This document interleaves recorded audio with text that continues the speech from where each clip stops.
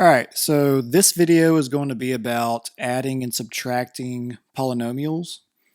And so they're really both the same process, but we're going to do an example of both and kind of talk about some of the things you need to look for and just be careful of. So let's start with our first example. So we're going to do 2x squared plus 5x minus 3 plus x squared minus 2x plus 1. So really what we're doing whenever we're adding and subtracting polynomials is we're identifying like terms and then we're adding the coefficients of those like terms. So we're just playing a big game of matching up each term from each polynomial. Okay, so here's what that looks like. So let's start with our 2x squared from the first polynomial.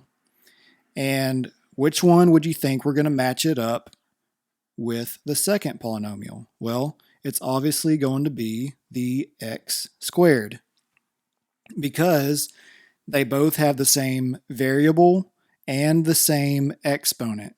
Okay, so they both have that x squared as their term.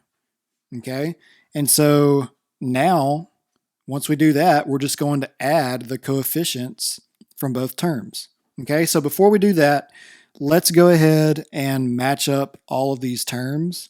So my plus 5x, I'm going to put two lines underneath it, is going to match up with minus 2x or negative 2x. And then obviously our minus 3 is going to match up with our plus 1. All we have to do now is just add. So 2x squared plus 1x squared, right? Because there's actually a 1 that's understood in front of that x squared. So 2 plus 1 is 3. So 3x squared. We have to keep that same term next to our number. All right, next.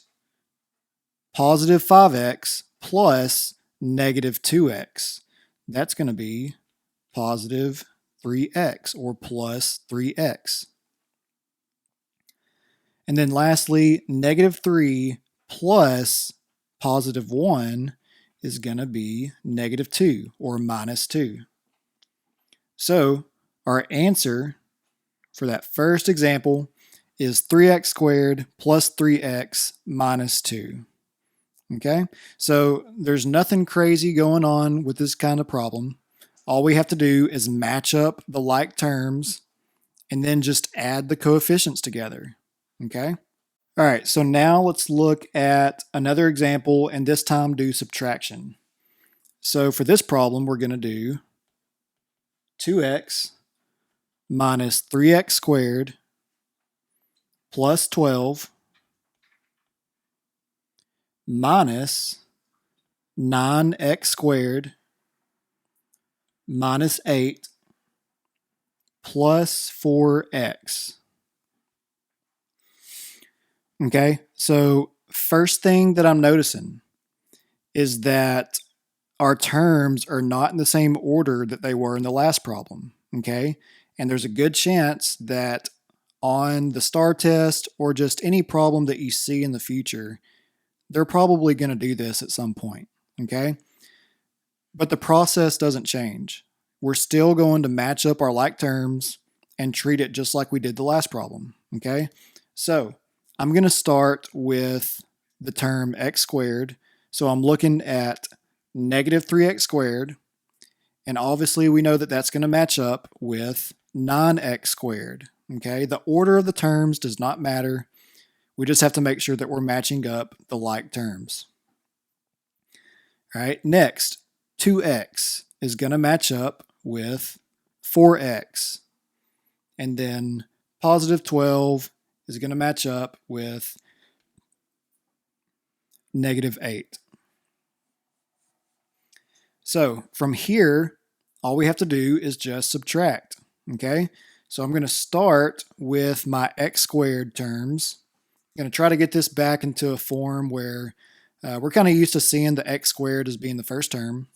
So negative 3x squared minus 9x squared is going to be negative 12x squared, because negative 3 minus 9 is negative 12.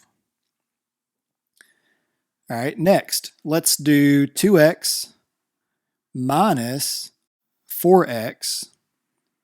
So 2 minus 4 is going to be negative 2, right? So we write minus 2x. And then lastly, positive 12 minus negative 8.